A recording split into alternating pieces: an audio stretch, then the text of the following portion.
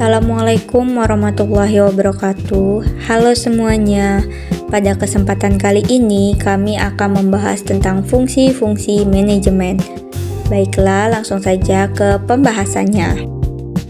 Manajemen merupakan proses perencanaan, pengorganisasian, pergerakan, dan pengawasan terhadap seluruh kegiatan organisasi agar tujuan yang telah ditetapkan dapat tercapai secara efektif dan efisien.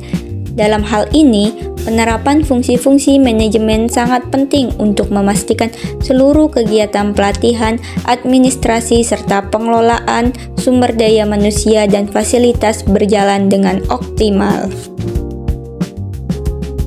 Manajemen memiliki 4 fungsi, yaitu yang pertama perencanaan, yang kedua pengorganisasian, yang ketiga pergerakan, dan yang keempat pengawasan. Nah, untuk pembahasan lebih lanjut tentang perencanaan, pengorganisasian, pergerakan, dan pengawasan akan dibahas di slide berikutnya. Oke, kita mulai yang pertama teman-teman, fungsi perencanaan. Fungsi perencanaan. Nah, jadi fungsi perencanaan adalah sebagai pedoman pelaksanaan dan pengendalian, menentukan strategi pelaksanaan kegiatan, menentukan tujuan atau kerangka tindakan untuk mencapai tujuan tertentu. Nah, di sini ada ahli yang menjelaskan bahwa perencanaan merupakan proses menentukan apa yang seharusnya dicapai dan bagaimana mewujudkannya dalam kenyataan. Nah, jadi teman-teman, fungsi perencanaan ini sudah kita lakukan di kehidupan sehari-hari. Contohnya bangun tidur, kita mau mandi atau pergi kampus, setelah pergi kampus kemana dan kemana dan kemana. Nah, jadi itulah yang disebut dengan fungsi perencanaan. Baiklah teman-teman, ada langkah-langkah dalam perencanaan menurut Asmendri. Nah, yaitu yang pertama, menentukan dan merumuskan tujuan yang hendak dicapai. Yang kedua, meneliti masalah atau pekerjaan yang akan dilakukan. Yang ketiga, mengumpulkan data atau informasi-informasi yang diperlukan. Dan yang keempat, menentukan tahap-tahap atau rangkaian tindakan. Yang kelima, merumuskan bagaimana masalah-masalah itu akan dipecahkan dan bagaimana pekerjaan itu akan terselesaikan. Jadi teman-teman, perencanaan memiliki syarat-syarat menurut Asmendri terdiri atas yang pertama, perencanaan harus didasarkan pada tujuan yang jelas. Yang kedua, bersifat sederhana, realistis, dan praktis, terinci, memuat segala uraian serta klarifikasi kegiatan dan rangkaian. Yang ketiga, tindakan sehingga mudah dipedomani dan dijalankan. Yang keempat, memiliki fleksibilitas sehingga mudah disesuaikan dengan kebutuhan serta kondisi dan situasi sewaktu-waktu. Yang kelima, terdapat perimbangan antara bermacam-macam bidang yang akan digarap dalam perencanaan itu menurut urgensinya masing-masing. Selanjutnya, diusahakan adanya penghematan biaya, waktu, tenaga, serta kemungkinan menggunakan sumber-sumber daya dan dana yang tersedia dengan sewaktu-waktu. Yang terakhir, diusahakan agar sedapat mungkin tidak terjadi adanya duplikasi pelaksanaan. Baiklah, kita lanjutkan ke pembahasan yang kedua, fungsi perorganisasian. Nah, teman-teman, menurut Hasibuan mendefinisikan perorganisasian sebagai suatu proses penentuan, pengelompokan, dan penentuan bermacam-macam aktivitas yang diperlukan untuk mencapai tujuan. Menempatkan orang-orang pada setiap aktivitas ini, menyediakan alat-alat yang diperlukan, menetapkan wewenang yang secara relatif didelegasikan kepada setiap individu yang akan melakukan aktivitas-aktivitas tersebut.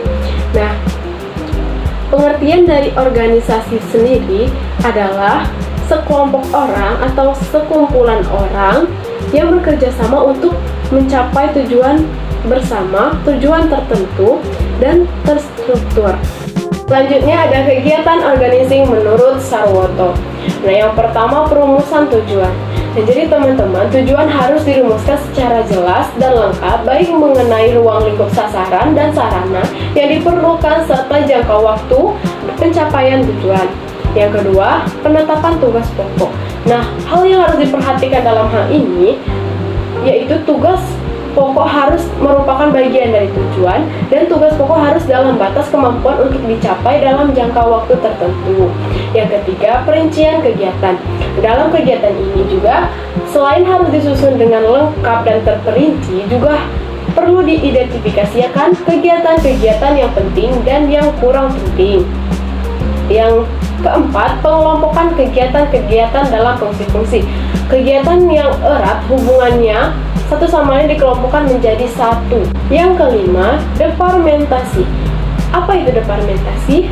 Nah, teman-teman, merupakan proses konservasi fungsi-fungsi menjadi satuan-satuan organisasi dengan berpedoman pada prinsip-prinsip organisasi. Dalam hal ini, prinsip yang harus diperhatikan adalah setiap organisasi memerlukan koordinasi dan setiap organisasi memerlukan adanya hierarki. Yang keenam, pelimpahan otoritas. Nah, otoritas dapat diartikan sebagai kekuasaan atau hak untuk bertindak atau memberikan perintah untuk menimbulkan tindakan-tindakan dari orang lain. Ya, yang selanjutnya staffing merupakan penempatan orang pada satuan-satuan organisasi yang telah tercipta dalam proses departementasi. Prinsip utama dari staffing ini adalah prinsip menempatkan orang yang tepat pada tempatnya. Nah, yang terakhir ada facility, merupakan proses terakhir dalam penyusunan organisasi. Nah, fasilitas yang harus diberikan dapat berupa material atau keuangan. Prinsipnya seperti bahwa pemberian peralatan yang disediakan harus cukup dan sesuai dengan tugas dan fungsi yang harus dilaksanakan. Oke teman-teman, kita lanjutkan ke pembahasan yang ketiga, fungsi pergerakan. Menurut Teddy mendefinisikan, activating adalah tindakan untuk mengusahakan agar semua anggota kelompok suka berusaha untuk mencapai sasaran, agar sesuai dengan perencanaan, manajerial, dan usaha-usaha organisasi. Nah, activating adalah bagian yang sangat penting dalam proses manajemen. Berbeda dengan ketiga fungsi lain, planning, organizing, controlling, activating dianggap sebagai intisari manajemen karena secara khusus berhubungan dengan orang-orang. Baiklah, adapun fungsi pokok pergerakan di dalam manajemen. Yang pertama, memengaruhi orang lain supaya bersedia menjadi pengikut.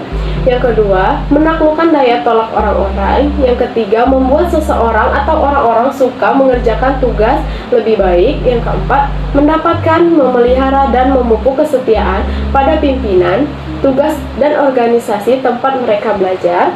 Yang kelima, menanamkan, memelihara, dan memupuk rasa tanggung jawab seorang atau orang-orang terhadap Tuhannya, negara, dan masyarakat.